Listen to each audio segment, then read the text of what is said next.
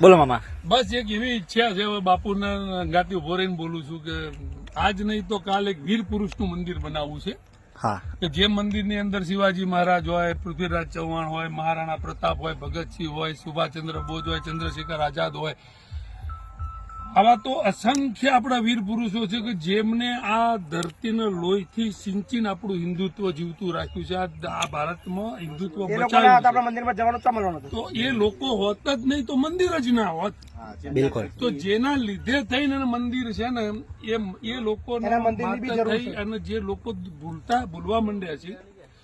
આપણે આ સોમનાથના મંદિરની ધજા આપણે દર્શન કરવા જઈએ છીએ તો વેગડાજી ભીલ અને વીર હમીરસિંહ ગોહિલ, આજે તમને ઇતિહાસ કહું કે આજે સોમનાથની ધજાને તેના શિખર ઉપર ચડાવતા પહેલા હમીરસિંહના પગમાં મૂકવી પડે. 100% તો તમે વિચાર કરી લો કે જો સોમનાથના મંદિરમાં એક હમીરસિંહની એટલી મર્યાદા હોય તો આખા વિશ્વ માટે, આખા હિન્દુત્વ માટે, આખા ભારત દેશ માટે આ ક્ષત્રિયોએ આખા લોહીથી આ ધરતી સિંચી છે ને ત્યારે આપણે અત્યારે આજે આ શાંતિથી ઉભા મંદિરમાં ઘંટડી વગાડી શકીએ છીએ. તો એવા વીર પુરુષોનું એક મંદિર હોવું જોઈએ અને છોકરાઓની આવનારી પેઢીને કદાચ ખબર પડે કે આ લોકો હતા એટલે આપણે છીએ. આજે દેશ માટે જેને કુરબાનીઓ આપી, ભગતસિંહ છે, રાજગુરુ ચંદ્રશેખર આઝાદ છે, સુભાષચંદ્ર બોઝ છે, આવા અસંખ્ય જે એવા લોકો છે જેને બધા ઓળખીશું, પણ એના સિવાય અસંખ્ય લોકો એવા થઈ ગયા કે જેમની આજ સુધી ઇતિહાસે નોંધ જ નહીં લીધી અને આપણને ખબર જ નહીં. તો એવા લોકોનો ઇતિહાસ જે પ્રદર્શન કરી શકે એવું એક મંદિર મારી જિંદગીમાં મારે વીર પુરુષનું બનાવવું છે અને એના માટે બાપુને મારે એવું કેવું છે. બાપુ શું કેવું છે મામાની વિચારધારા સાથે? લવાલ ધામમાં જ બનાવવું છે મારે. ટૂંક સમયમાં થઈ જશે. વીર પુરુષનું નહીં, વીર પુરુષોનું મંદિર બનશે. બિલકુલ બિલકુલ.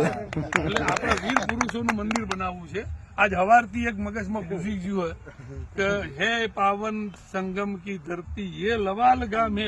આપણે પ્રયાગરાજ ભૂલી ગયા છીએ. અહીંયા વૃદ્ધોનું, બાળકોનું અને વિકલાંગોનું બધાનું એક સંગમ સ્થાન બની ગયું છે. એના અંગાથી આ એક પવિત્ર ભૂમિ બની ગઈ છે. આજે હાલ જે તમે જુઓ તો એ ડાકોર દર્શન કરવા પ્રવાસી આવેલા હતા તો એમને પૈસા ડાકોરથી દર્શન કરી અહીંયા આવ્યા.